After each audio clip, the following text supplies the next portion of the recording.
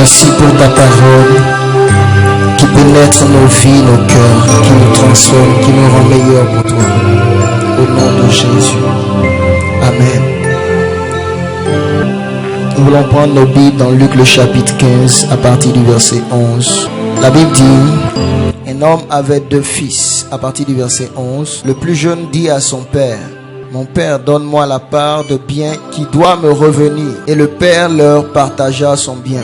Peu de jours après, le plus jeune fils, ayant tout ramassé, partit pour un pays éloigné. Alléluia.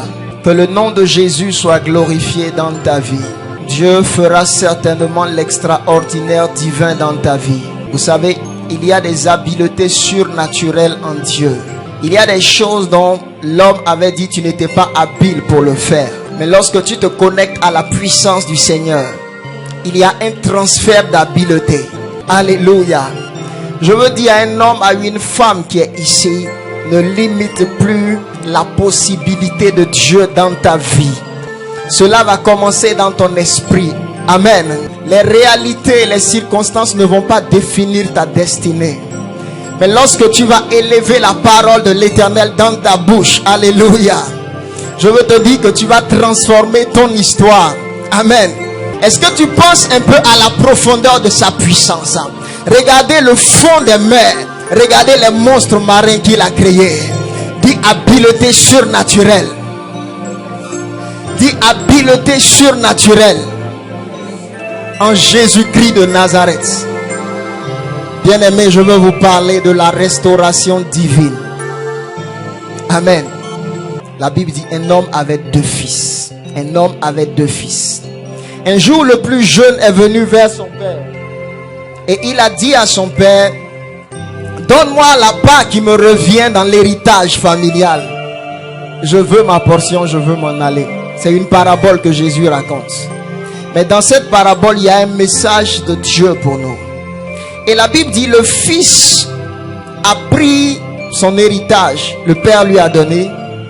Et la Bible dit, il est allé dans un pays lointain. C'est-à-dire un pays qui était loin de la demeure de son père. Et arrivé dans ce pays, il a commencé à vivre dans la débauche. Il a commencé à dilapider les biens qu'il avait reçus de son père. En d'autres mots, il a commencé à dissiper son héritage. Et lorsqu'il a dissipé son héritage, un autre temps va se présenter, il y aura une famine. Et quand la famine va se présenter, il n'aura pas les moyens pour faire face à la famine. Et il sera dans une crise totale. Et la Bible dit que cet homme qui était le fils d'un homme riche va se retrouver maintenant devenu mercenaire. Il va être serviteur d'un étranger dans une autre nation. Et il va se retrouver derrière les pourceaux, dans un champ. Et il va dire en lui-même un jour: oh, combien de serviteurs chez mon père ont à manger, tandis que moi ici je n'en ai même pas. Je veux me réjouir des carouges, c'est-à-dire de la nourriture que les pauvres mangent, mais je n'en ai pas. Il était dans la présence de son père, il avait l'abondance. Maintenant il est dans la présence d'un autre maître, alors il découvre la souffrance et la servitude. Je veux vous parler de la restauration divine. Et un jour cet homme va rentrer en lui-même, et la Bible dit qu'il va se dire: je vais retourner vers mon père et je vais aller lui dire: mon père, j'ai péché contre toi, j'ai péché contre le ciel, j'ai péché contre toi. Ne me prends plus comme ton fils, mais prends-moi simplement comme l'un de tes serviteurs. Et lorsqu'il a pris cette décision, il est retourné vers son père. Et la suite de l'histoire nous raconte comment est-ce que son père l'a recueilli et comment est-ce que son père l'a restauré. La première chose qui va arriver au fils prodigue, c'est quoi? C'est qu'il s'est séparé d'avec son père. Il s'est séparé de son père et il s'est séparé de la maison de son père. Lorsqu'il s'est séparé de son père, il a pris un héritage physique et il est parti. Mais il s'est retrouvé dans un autre endroit. Et dans cet endroit où il s'est retrouvé, l'héritage physique qu'il a pris avec son père a commencé à s'évaporer, à diminuer. Et il va se trouver que Il est dans une situation, il y a une famine, mais il ne peut plus faire face aux besoins. Il n'arrive plus à faire face aux besoins parce qu'il s'est séparé précipitamment de son père. Retenez ce que je vous dis. Il s'est séparé de son père, mais il ne s'est pas séparé de la bonne manière. Il a quitté son père, mais il a quitté son père avec de mauvaises motivations. J'ai dit la séparation d'avec Dieu, la première étape que le fils prodigue a connue. Il s'est séparé de son père. Comment? Il a décidé lui-même de quitter le père pour aller dans un autre endroit. On peut s'imaginer un peu quelles étaient les pensées de ce jeune fils. Certainement, il voulait plus de liberté. Il voulait certainement plus de liberté dans la vie, dans le monde. Comme on le dit, il voulait plus jouir de la vie. Et il y avait un héritage physique qui était sa possession. Il devait l'avoir. Mais il va décider lui-même pour dire, mon père, je te quitte, je m'en vais. Je veux ma part d'héritage. Je veux commencer à jouir de ce qui m'appartient. Le père dit, ok, ça t'appartient. Je vais te le donner. Et le père lui a donné cela. Mais regardez une chose que je veux vous dire. Le fils prodigue était pressé de posséder les biens physiques, les biens matériels. Il était excité à l'idée d'avoir beaucoup de choses. Une grande provision qui lui était accordée. Un grand héritage. Son père était certainement riche. Il était pressé à l'idée de jouir de la vie. Il voulait être un homme heureux. Et il a pris une partie de l'héritage que le père a. Il est parti.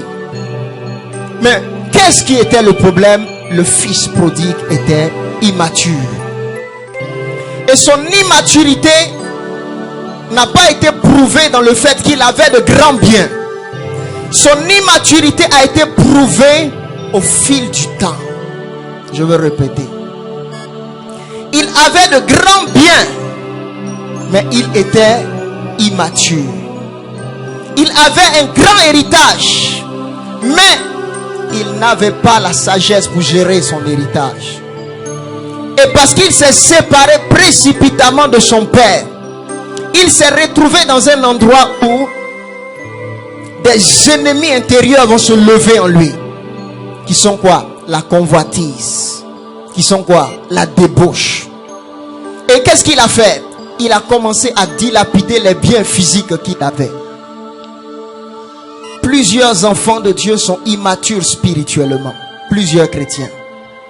Ils sont immatures spirituellement, mais ils ne comprennent pas que ce que Dieu cherche à leur donner premièrement, avant de leur donner certaines choses qu'ils demandent. Parce que Dieu est le Père d'abondance qui a toutes choses. Il y a des choses qu'ils ont demandé à Dieu depuis longtemps, et ces choses tardent. Ce n'est pas que le Père ne veut pas leur donner cela, mais ils n'ont pas en eux les fondements spirituels qui leur permettront de faire face à cette grande bénédiction. Et le fils prodigue, pendant tout le temps où il était resté avec le Père, il n'a jamais en fait appris à connaître le Père. Il a pris un héritage physique, c'est-à-dire la bénédiction matérielle, mais il a oublié que le Père avait un autre héritage, mais qui est un héritage caché. Et les hommes qui sont avides par l'apparence ne peuvent pas discerner les choses profondes de Dieu. Elles ne veulent que ce qui est rapide et apparent. Donne-moi rapidement ce dont j'ai besoin. Pourquoi? Parce qu'elles vivent dans un monde avec ses réalités. Réalité de foyer, réalité de mariage, réalité financière.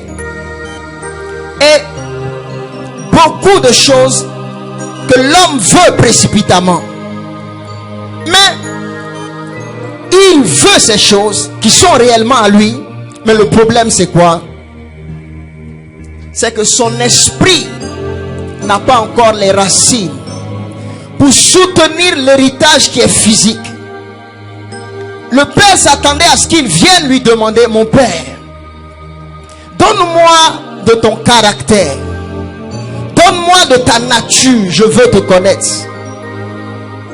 Mais son père est étonné parce que son fils ne demande rien de tout cela. Qu'est-ce qu'il demande? Donne-moi ma part de l'héritage. Je veux aller jouir maintenant dans la vie. J'ai trop galéré auprès de toi. Donne-moi ce qui me revient. Je veux partir. C'est l'image aujourd'hui de beaucoup de chrétiens et d'enfants de Dieu. Vous savez, Dieu n'est pas opposé à nous bénir, à nous donner certaines choses dans le physique. Mais il y a des personnes que vous savez, vous êtes encore précipités dans votre esprit. Qu'est-ce que je veux dire? Il y a des choses que nous demandons certes à Dieu maintenant, mais Dieu parfois sait les réels besoins de notre vie. Le Père savait les réels besoins du Fils. Parce que, écoute-moi, ton véritable héritage, premièrement, n'est pas d'abord la part que je vais te donner dans le physique de l'héritage. Je peux te donner la part dans le physique de l'héritage, mais il y aura l'épreuve du temps. La Bible dit qu'une famine s'est présentée. Mais celui qui n'a pas les fondements spirituels, c'est quoi? Les fondements du Père. Il peut avoir l'héritage physiquement, il peut avoir une bénédiction, mais il peut perdre cela. Il peut dissiper, dilapider tout cela. Parce que dans le temps où il était dans la maison du Père, c'est la leçon. Pendant qu'il était dans la maison du Père, il était là, mais il avait, écoutez-moi, une mauvaise attitude à l'intérieur de lui. Il était là chaque jour. Mais qu'est-ce qu'il disait? Jusqu'à quand? Jusqu'à quand je vais quitter ici? Jusqu'à quand je vais avoir mes 18 ans, mes 21 ans pour sortir de cette maison? Mais il était là. Il ne se demandait pas, mais comment est-ce que mon père dirige toute cette richesse? Avec quelle sagesse? Il était dans la maison du Père. Il était fils de nom, mais en réalité, il avait l'attitude d'un esclave. Il était fils de nom, fils de son père, mais en réalité, il était un esclave. Pourquoi? Qui peut me dire dans Galates? Il était un esclave parce que il était encore un enfant. Écoutez-moi. Il était dans la maison de son père. Il était fils parce que né de son père. Comme toi, tu es né de Dieu, nouvelle naissance engendrée. Mais parce qu'il n'avait pas encore mûri, il n'avait pas encore grandi, il était un enfant, donc il était un esclave. Parce que la Bible dit aussi longtemps que l'héritier est enfant, il ne diffère en rien d'un esclave. C'est cela. Et la manifestation de cela, c'est quoi? C'est que l'esclave ne veut que les choses superficielles. L'esclave, il ne fait que convoiter dans la maison des maîtres. Vous comprenez? Lorsque l'esclave est dans la maison du maître, il ne se soucie pas véritablement du futur du royaume. Lorsque l'esclave est là, il se soucie de comment est-ce qu'il va travailler, avoir son argent et partir. Mais il ne se soucie pas du bien-être du maître. Il ne se soucie pas de la destinée du futur de la maison du maître. Pourquoi? L'esclave ne se soucie pas, écoutez ce que je vais vous dire, de la promotion du nom de son maître. Il n'y a que le véritable fils qui a grandi, qui est devenu maintenant représentant de son père et qui ne fait que se soucier des intérêts de la maison de son père. Et beaucoup de chrétiens sont encore des esclaves. Ils sont venus dans la maison de Dieu et parfois même d'autres n'ont même pas connu la nouvelle naissance. Oui. Mais quand ils sont arrivés, leur premier besoin, c'est de présenter à Dieu: je veux me marier, je veux du travail, je veux ceci. Ce n'est pas mauvais. Mais vous savez, mais ce n'est pas l'héritage. Vous comprenez ce que je veux vous dire? Tu peux prendre ces choses et aller comme un mercenaire. Et lorsque tu viens dans la maison de Dieu, la première chose que Dieu est en train de te demander, il dit: c'est vrai, tu peux demander, mon fils, un héritage, mais je veux que tu discernes d'abord ton véritable héritage. Le fils prodigue a demandé l'héritage matériel, charnel. C'est quoi? Les choses de la terre seulement. Je ne suis pas encore marié. Je n'ai pas encore de travail. Je souffre dans la vie. Il est dans la maison de son père, mais il ne fait que murmurer. Parce qu'il était dans la maison de son père, mais son esprit était en dehors de la maison de son père. Et Dieu connaît les hommes et les femmes qui sont dans l'église, mais en réalité ils sont au dehors de l'église. Voici pourquoi la Bible dit: l'Éternel connaît ceux qui lui appartiennent. Vous comprenez? Tu peux être là physiquement, mais Dieu connaît les pensées de ton cœur. Dieu connaît les mauvais désirs qui sont dans ton esprit. Certains sont ici, mais vous ne vous êtes jamais soucié de celui qui s'appelle l'Éternel. Vous n'avez jamais connu la conversion. Vous n'avez jamais expérimenté la sainteté de Dieu. Mais tout ce qu'ils veulent, c'est quoi? On veut être béni. On veut que nos affaires se débloquent. Il y a même des gens qui veulent nous utiliser, nous les pasteurs, pour aller consacrer leur maquis ou leur boîte de nuit. Il était dans la maison de son père, mais il n'a jamais appris à se réjouir de la communion de son père. En réalité, il n'aimait pas son père. Il aimait les pieds de son père. Tu es le Dieu qui bénit, oui. Tu es le Dieu qui rend riche, le Dieu qui rend prospère. C'est vrai, tout le monde veut. Il n'y a aucun homme qui ne veut pas la bénédiction. Voici pourquoi même lorsque vous allez bénir un païen, il dit, il accepte, amen, tous. Mais quand il s'agit pour dire, viens, venez à moi, ils disent non. Un jour, qu'est-ce qui va se passer? Jésus va donner de la nourriture à la foule. Lorsqu'ils ont mangé la nourriture, le lendemain, ils cherchaient Jésus. Et Jésus savait qu'ils le cherchaient, pas parce qu'ils avaient vu des miracles et qu'ils avaient connu le salut de Dieu. Jésus savait que ce qui était dans leur cœur, c'était leur ventre. Il savait que c'était des affamés seulement des choses de la chair. J'ai un message pour toi, Église, parce que nous sommes dans les derniers temps. C'était des hommes charnels. Ils savaient que ce peuple, cette foule qui était devant lui, était une foule d'hommes et de femmes charnels. Et il dit, je ne peux pas bâtir mon royaume avec des hommes charnels. Qui sont ces hommes-là? Ils n'ont jamais eu la nature de Dieu, mais ils viennent dans la maison de Dieu. Ils veulent les richesses des fils. Quand on leur dit, tu ne peux pas avoir une copine. Ah, mais comment? Non, c'est trop dur. Ils sortent. Quand on leur dit, tu ne peux pas aller dans un maquis, une boîte de nuit. Ah non, ils sortent. Ils sont comment? Ils sont indisciplinés. Ils sont chrétiens de nom, mais en réalité, ils sont esclaves. Parce qu'ils sont esclaves du péché. Et regardez, la Bible dit une chose. La Bible dit, quiconque demeure dans le péché est comme un esclave du péché. Et regardez la suite du verset. Oh, l'esclave ne reste pas toujours dans la maison. Vous comprenez? Le fils était dans la maison, mais parce que son cœur était mauvais, qu'est-ce qui va se passer? Il va sortir naturellement de la maison. Le péché qui était en lui va le pousser à sortir de la maison.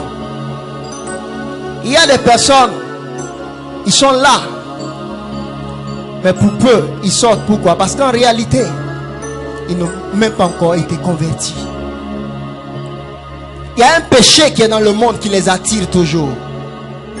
Et la Bible dit, ce péché-là va faire que tôt ou tard, tu vas quitter ma main. Parce que l'esclave ne va pas rester toujours dans la maison. Et donc, qu'est-ce qui va se passer? Le fils prodigue va se séparer du Père, alors qu'il était dans la maison du Père. Je vais vous dire une chose ce matin. Si tandis que vous êtes dans la maison de Dieu, vous n'apprenez pas à grandir dans votre communion avec Dieu, il y a des temps qui peuvent arriver. Des choses dans le monde peuvent vous amener à quitter la maison de Dieu. Être dans la présence de Dieu est un combat. C'est une bénédiction, mais c'est un combat. Et ce qui prouve à Dieu que tu es réellement béni, ce n'est pas le fait que tu aies certaines choses. Oui, bien vrai que ces choses, tu les auras. Mais c'est lorsque je vois en toi la nature des princes du royaume de Dieu. Vous comprenez ce que je suis en train de vous dire? Le fils devait demander à son père l'héritage spirituel d'abord. Alors qu'il était dans l'église, il ne priait jamais pour sa vie de sanctification. Il ne priait jamais pour son salut. Quand il vient à l'église, c'est prier seulement pour la bénédiction. Je veux ceci, je n'ai pas encore cela.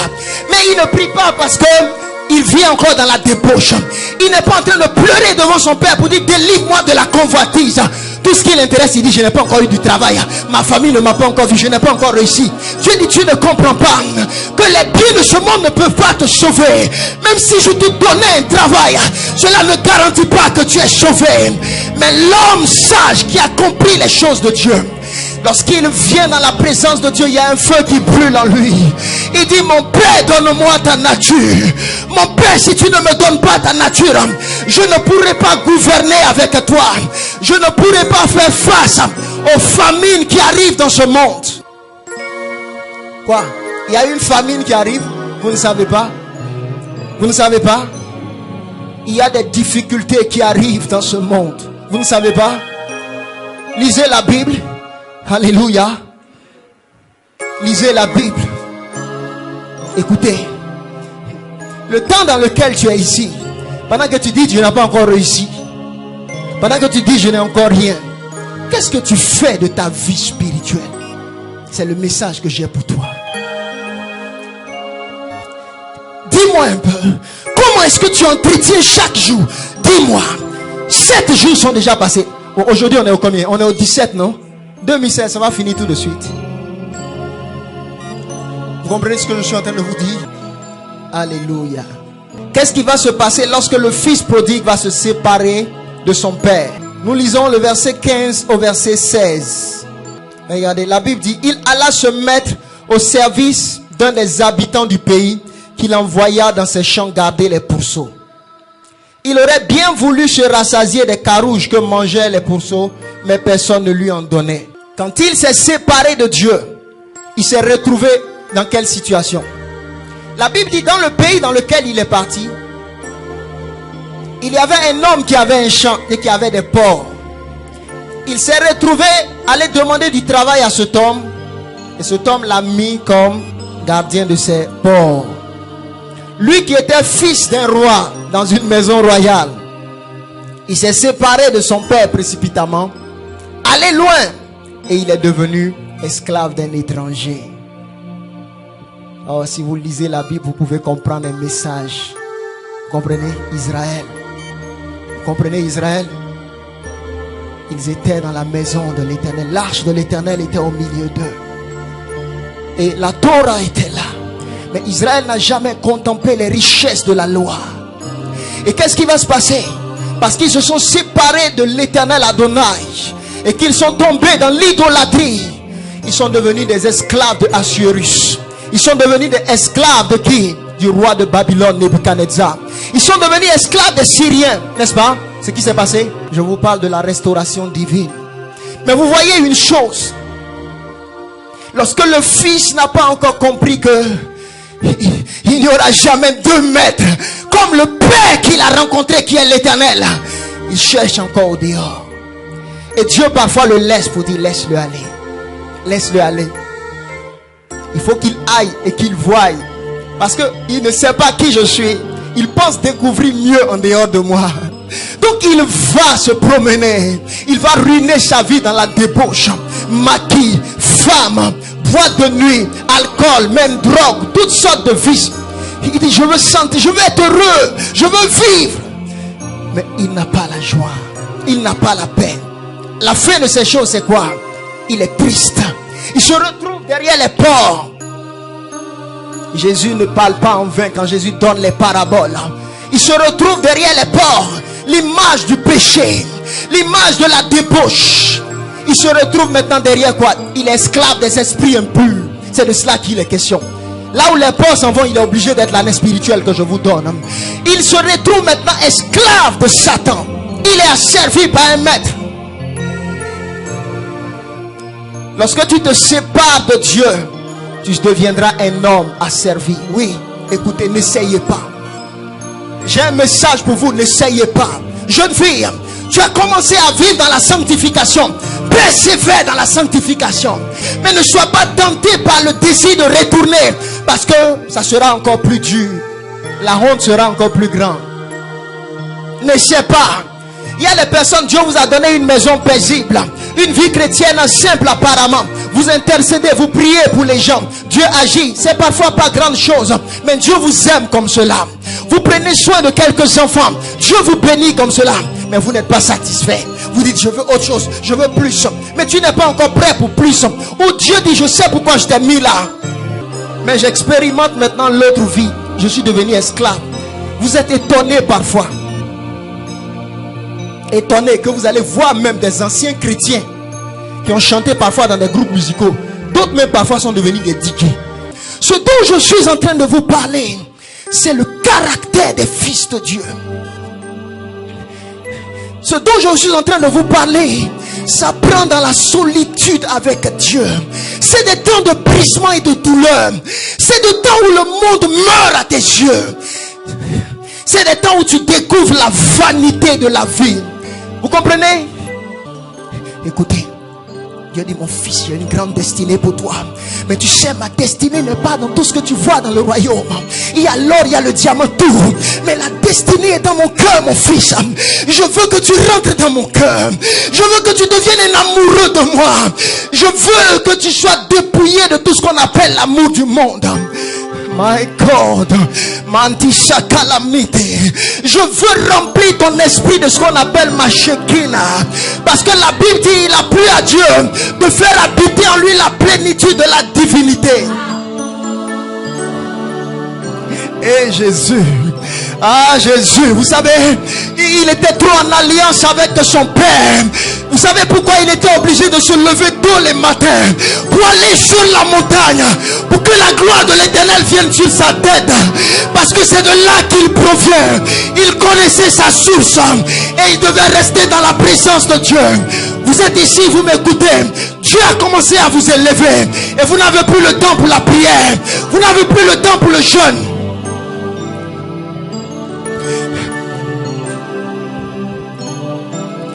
Dieu dit, écoute-moi ma fille, mon fils. Ce qui fait que je t'appelle mon fils, c'est parce que mon amour est descendu en toi. C'est parce qu'il y a une grâce qui s'est emparée de toi. Tu es rentré dans la nature des fils du royaume. Ils sont remplis de la sainteté. Ah, ils aiment le ciel. Ils chantent des cantiques. Ils ne se soucient pas d'abord des richesses du royaume. Non, je vais me soucier de l'homme. Va lire les créations de mon Père. Tu ne sais pas qui est mon Père. Il a fait le diamant, il a fait l'or, il a fait le saphir. Il dit, mon premier souci, je veux être comme toi, Éternel. Est-ce que vous comprenez? Je veux être comme toi. En d'autres mots, je suis né, c'est vrai, je suis devenu chrétien, mais je suis encore immature, je le reconnais. C'est ce que Dieu veut, reconnais. Pourquoi? Père, je suis immature parce que je vis encore dans la convoitise. Je suis immature parce que quand tu vas prendre toute une journée, les pensées qui sont en moi sont des pensées d'un païen. Je suis immature, pourquoi? La jalousie a rempli mon cœur. Je suis immature, pourquoi? Tu es enfant, mais tu n'es jamais devenu un fils.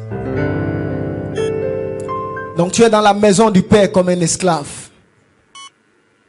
Il y a des personnes, ils cherchent à voyager, vous savez pourquoi? Ils cherchent à voyager parce qu'ici on les connaît trop pour aller pécher ailleurs. Et d'autres s'en vont, ils vivent dans la débauche. Quand ils finissent, ils sont ruinés, fatigués. Les biens sont dilapidés, dispersés, percés. Et le Seigneur te parle ce matin. Ne te sépare pas de ton Père. Ne te sépare pas. Ne te sépare pas de la maison de ton Père. Vous comprenez? Il dit non. Et qu'est-ce qui se passe? Lisez la Bible. Quand il a vécu dans la débauche, il a fini comment? Pauvre. Voici un mystère que je vais vous dire. La débauche sexuelle entraîne la pauvreté. Vous comprenez? La débauche fait que vous ne laissez pas d'héritage dans l'avenir. Vous voyez des gens, ils ont acquis des biens, mais ces biens ne durent pas. Arrivé à un moment donné dans une génération, ça s'arrête, ça se dilapide. Je vais vous donner un enseignement. N'enviez pas les hommes qui s'enrichissent avec les mauvaises alliances. Il y a des gens qui s'en vont faire des pactes. Et quand ils reviennent après, vous voyez subitement, ils deviennent riches. Ils deviennent prospères. Il dit, écoute-moi mon fils. Quand une personne fait alliance avec un démon, il va obtenir des biens. Mais ce démon rentre dans sa lignée familiale. Et il commence à devenir un gardien de la vie de tous ceux qui y sont. Quand c'est un démon guerrier par exemple, il va agir dans une famille. Eux tous, ils ont l'esprit guerrier. Eux tous, ils ont ce démon-là. Qu'est-ce qui se passe? Vous allez voir un même lien spirituel qui agit dans leur vie. Soit c'est la colère, soit ils sont très orgueilleux, soit ils sont très méchants, soit ils ne peuvent pas rester avec une femme, soit d'autres même sont violents, capables de tuer. Oui. Et vous allez prier pour eux. D'autres même, ils deviennent esclaves soit de l'alcool. Quand vous voyez quelqu'un devient esclave d'un vice de façon atroce, il y a toujours un démon derrière. C'est une idole qui a été adorée dans la famille. Et maintenant, elle fait ce qu'on appelle des réclamations. Parfois même, c'est des maladies qui l'entraînent. Il y a certaines maladies que vous voyez qui sont dans la vie des personnes. C'est à cause des alliances qu'ils ont fait avec des démons. Ils sont riches. Mais l'esprit l'a dit, tu as ça, mais tu ne seras pas heureux à tel endroit de ta vie. Et les enfants, eux tous, cet esprit-là les suit. Et le Seigneur m'a fait comprendre, il dit, quand ils viennent à Christ, ils ne comprennent pas qu'ils doivent traiter leur lignée familiale. Ils doivent traiter l'autel. Vous n'êtes pas rentré. Voici pourquoi nous sommes dans une école qui s'appelle l'école de la consécration. Jusqu'à ce que Dieu fasse de nous des hommes faits spirituellement. Ce qui prouve que tu es béni comme fils, c'est ta croissance et ta maturité spirituelle. Verset 17. En lui-même, merci Seigneur. Quelles ont été les étapes qui ont conduit à la restauration du fils prodigue? La première chose, la Bible dit, le fils prodigue est rentré en... Il est rentré en lui-même. La première étape, lorsque un homme est sorti de la voie de Dieu et qu'il s'est égaré, comme on le dit, il a rétrogradé et qu'il aspire à une restauration. Lorsque quelqu'un, par exemple, avait du zèle spirituellement et que maintenant son zèle a diminué et qu'il aspire à une restauration. La première étape, la Bible dit, étant rentré en lui-même. C'est ce que j'appelle ici la prise de conscience intérieure. La prise de conscience intérieure. Vous voyez, c'est vrai, le fils s'était égaré. Il s'est séparé de son père pour un bon moment. Il s'est éloigné de la présence de Dieu. Mais qu'est-ce qui va se passer? Il a pu arriver à un moment donné de sa vie, s'arrêter et penser et rentrer en lui-même. Bien-aimé, parfois il vous faut du calme. Et j'appelle cela un peu faire un petit bilan de votre vie. Vous comprenez un peu? Prendre un temps dans le calme pour rentrer en vous-même, pour dire, mais où est-ce que j'en suis? Où est-ce que j'avais commencé en fait? J'étais où? Qu'est-ce qu'il a fait? Les deux tableaux se sont mis devant lui. Qu'est-ce que j'avais quand je venais à l'église, quand j'étais chrétien, et que je venais louer Dieu les dimanches, l'adorer? Comment est-ce que je me sentais? Mais j'étais heureux chez mon père. C'est vrai que je n'étais pas encore dans cette grande abondance, mais je ne manquais de rien. Il pourvoyait à mes besoins. Mais aujourd'hui, qu'est-ce qui se passe? Même les esclaves dans la maison de mon père, regardez, même les esclaves dans la maison de mon père, il dit, ils ont de la nourriture en abondance. Prends soin d'eux. Il dit, mais maintenant, comment je suis retombé dans une telle bassesse? Même pour manger, je n'arrive pas.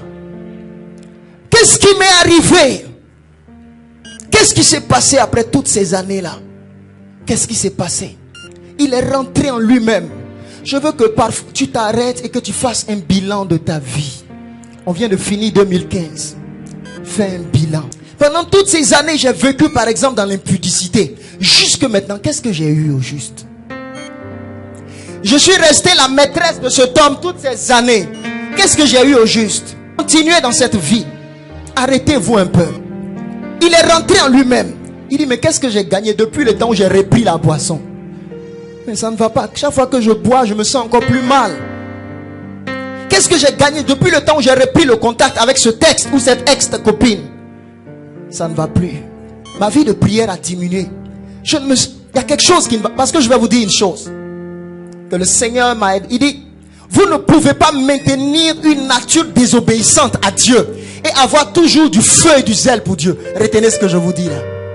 Vous ne pouvez pas garder une vie de péché et de désobéissance et continuer d'être épris de l'amour de Dieu. Parce que le péché a aussi une nature. Et au fur et à mesure, cette nature-là va t'appeler. Sans t'en rendre compte, tu vas commencer à abandonner tes principes que tu avais. Principes de sainteté, principes de moralité. Et tu commences à déchoir, une déchéance. Pourquoi? Parce que tout petit à petit, tu as laissé la désobéissance grandir. Rentre en toi-même, fais un bilan. Quand il est rentré en lui-même, il a pris conscience pour dire ça ne va pas. Oui, il faut s'affronter soi-même courageusement. Mets-toi devant le miroir de ta vie. Et ça ne va pas. Qu'est-ce qui m'arrive? Qu'est-ce qui m'arrive? Non, je ne peux pas faire cela. Je ne sais pas si tu comprends. Mais je suis en train d'aller en enfer et je ne prends pas conscience. Non. Je vais m'arrêter. Toi seul tu sais quand tu es en train de rétrograder. Parfois ça commence dans ton esprit. Parfois ça commence dans tes pensées. Et tu dois t'arrêter pour dire non. Je ne vais pas me laisser distraire. J'ai payé un lourd prix. Vous savez, un jour le Seigneur m'a donné une vision. J'ai vu un homme que Dieu avait élevé fortement. Et l'élévation était tellement grande. Maintenant je craignais. J'ai dit mais mais il est en danger. Parce que s'il fait un faux pas, qu'il tombe, en fait il ne peut plus se relever au même niveau. Pendant toutes ces années d'épreuves que vous avez connues, sachez que spirituellement vous avez obtenu quelque chose qui est l'élévation spirituelle. Il y a eu une grandeur, un repositionnement que vous avez eu. Et prenez garde. Prenez garde. Parce que quand quelqu'un est enfant, il tombe, on le relève. Mais lorsqu'il devient un homme d'un certain âge, il ne peut plus tomber et se relever. Voici pourquoi quand tu prends de l'âge spirituellement, tu ne dois pas t'ébranler ou t'affaiblir dans les principes divins. Tu dois les solidifier et t'enraciner. Même si tu dois payer au prix de ta vie. Écoutez ce que je vous dis là. Le royaume de Dieu est un royaume d'honneur. L'élévation, c'est vrai, c'est apparemment dangereux. Mais c'est glorieux. Si tu sais t'enraciner en lui. 7 étapes qui ont conduit à la restauration du fils prodigue. La première étape, la prise de conscience. La deuxième étape, verset 18. Il dit, je me lèverai, j'irai vers mon père et je lui dirai, mon père, j'ai péché contre le ciel et contre toi. Alléluia. Il dit, je me lèverai. La deuxième étape, c'est ce que j'appelle l'étape de la résolution. La prise de décision. Il y a des hommes, vous prenez conscience certes, mais vous ne prenez pas de résolution. En d'autres mots, c'est vrai que tu as pris conscience, mais il y a des décisions qui doivent suivre ta conscientisation. Et en fait, les résolutions et les décisions que tu prends sont les preuves que tu as réellement pris conscience. Oui. Tu dois te décider. Il dit, je me lèverai et j'irai vers mon père. En d'autres mots, cette année, c'est fini. J'ai trop traîné avec ces choses, c'est fini. Aujourd'hui, je décide de suivre l'Éternel. J'ai trop marché dans la désobéissance à Dieu. Maintenant, je veux être véritablement chrétien, enfant de Dieu, né de nouveau, marchant dans les voies de Dieu. Prends une décision courageuse. Alléluia. Lorsqu'il a décidé, la troisième étape, lorsque tu décides, lorsqu'il a décidé, regardez ce qu'il a dit. Il dit, j'irai vers mon père, je lui dirai, mon père, j'ai péché contre le ciel et contre toi. Qu'est-ce que ça signifie? Ça s'appelle la repentance. Il a décidé, mais regardez encore la suite. Il dit, je lui dirai, j'ai péché contre toi. Il dit, je ne suis plus digne d'être appelé ton fils. Traite-moi comme l'un de tes mercenaires. En d'autres mots, comme l'un de tes serviteurs. Qu'est-ce qu'il a fait? Il s'est humilié. Lorsque vous retournez vers Dieu, venez avec une attitude de repentance et d'humilité. Reconnaissez vos fautes et humiliez-vous. Ne faites pas comme si vous avez raison. Non, c'est toi qui as péché. Reconnais ta faute et humilie-toi. dis à Dieu clairement que j'ai péché. Ne cherchez pas à contourner, à gonfler les choses par de beaux mots. Non, non, laissez tout cela. Quatrième chose qu'il a fait. La Bible dit au verset 20, et il se leva et alla vers son père. La quatrième chose, il est passé à l'action. Il s'est mis en mouvement. Lorsque vous vous décidez, lorsque vous vous repentez, faites quelque chose. Revenez courageusement dans la maison de Dieu. Certains ont abandonné leur église, leur assemblée. Prenez courage, retournez à l'église. Peut-être tout le monde sera étonné de vous voir, mais allez-y, asseyez-vous. Repentez-vous, dites je reviens à Dieu. Tu n'es pas revenu pour un homme, mais tu es revenu vers Dieu. Il pouvait dire, oh, les gens vont se moquer de moi dans la maison de mon père. Tu es parti et puis tu es revenu. Tous les serviteurs de mon père vont me voir. Mais il a pris une décision courageuse. Il est retourné, il est passé à l'acte. Vous pouvez prendre des décisions, prendre des résolutions, mais les actes doivent suivre. Posez des actes courageux. Retournez à votre vie pure. Retournez dans la maison de Dieu. Revenez à l'église. Reprenez votre zèle pour les choses de Dieu. Passez à l'acte. Si vous restez inactif, d'autres choses peuvent occuper votre temps. Cinquième chose. Regardez qu'est-ce qui va se passer. La cinquième étape, c'est que on va lire ce verset. Lorsque le fils est retourné vers son père, la Bible dit, et il se leva et alla vers son père. Et comme il était encore loin, son père le vit et fut ému de compassion. Il courut se jeter à son cou et l'embrassa. Vous voyez, cette cinquième étape, c'est ce que j'appelle la compassion du père. Le mouvement du fils vers le père a entraîné aussi le mouvement de père vers le fils. La Bible dit, approchez-vous de Dieu et il s'approchera de vous. Lorsque vous faites le premier pas, Dieu se tournera vers vous. Alléluia. Parfois il frappe à la porte, mais tu ne réponds pas. Mais fais un mouvement. Retourne à lui. Retourne à lui dans la prière. Retourne à lui en confessant ta faute. Retourne à lui en lui disant que tu lui appartiens. Et vous voyez, il y a une chose qui est merveilleuse avec le Seigneur. Lorsque le père va voir le fils, il ne va pas lui rappeler toutes ses fautes. Mais la Bible dit, le père va courir vers son fils et le prendre dans ses bras de compassion. Vous savez, l'amour de Dieu me bouleverse et m'étonne toujours. Oui. Quand on parle de l'amour, ce n'est même pas un sentiment pour Dieu. L'amour est la personne même de l'Éternel. Il est caractérisé par la compassion et l'amour. Là où même les hommes sont durs et rejettent quelqu'un et disent il n'y a plus d'espoir, vous serez étonnés de voir comment Dieu est prêt à aller prendre cette personne dans la boue si elle se répand simplement et dire reviens mon enfant, je t'aime encore. Moi tu m'aimes encore avec tout ce que j'ai fait. J'ai dilapidé tes biens, j'ai mal vécu. Tu ne peux pas évaluer la grandeur de mon amour. Voici pourquoi tu t'accuses. Cette étape est très importante parce que certains n'arrivent pas. Ils s'accusent en eux-mêmes. Ils disent, avec ce que j'ai fait, est-ce que Dieu peut encore me pardonner? Comme un homme pour qui je priais, il dit, je n'arrive pas. Il dit, quand je pense que j'ai commis un tel péché, j'ai du mal même à rentrer dans la chambre pour prier. J'ai honte de moi-même devant Dieu. Mais si tu peux prendre ce courage et revenir vers ton Dieu. Parce que Satan est un menteur. Il te maintient dans cet état et il te dit tu peux continuer. Et tu continues. Mais tu as peur de revenir et de confronter pour dire Éternel, je reconnais, je veux abandonner. J'ai péché. Je veux retourner à mon premier amour, à ma première consécration, à cette vie chrétienne authentique que j'avais. Trop de choses ont altéré ma foi aujourd'hui. Je suis devenu un chrétien dilué, c'est-à-dire trop modernisé. Oui, il y a une modernité de la foi dont vous devez vous méfier. Oui. J'aime cette foi qui est formée dans la solitude, dans la dépendance profonde de la parole de Dieu. C'est ce qui bâtit un homme. La sixième étape, et nous allons terminer. J'ai dit 7 étapes. Regardez ce qui va se passer. Dans cette sixième étape, la Bible dit, au verset 22, mais le Père dit à ses serviteurs, apportez vite la plus belle robe et l'en revêtez. Mettez-lui un anneau au doigt et des souliers aux pieds. Alléluia. C'est l'étape de la restauration. Lorsque le Père a repris le Fils dans son amour, il a restauré le Fils. Il a restauré le Fils. Il lui a redonné un manteau. Il lui a redonné un anneau. Et il lui a redonné des souliers.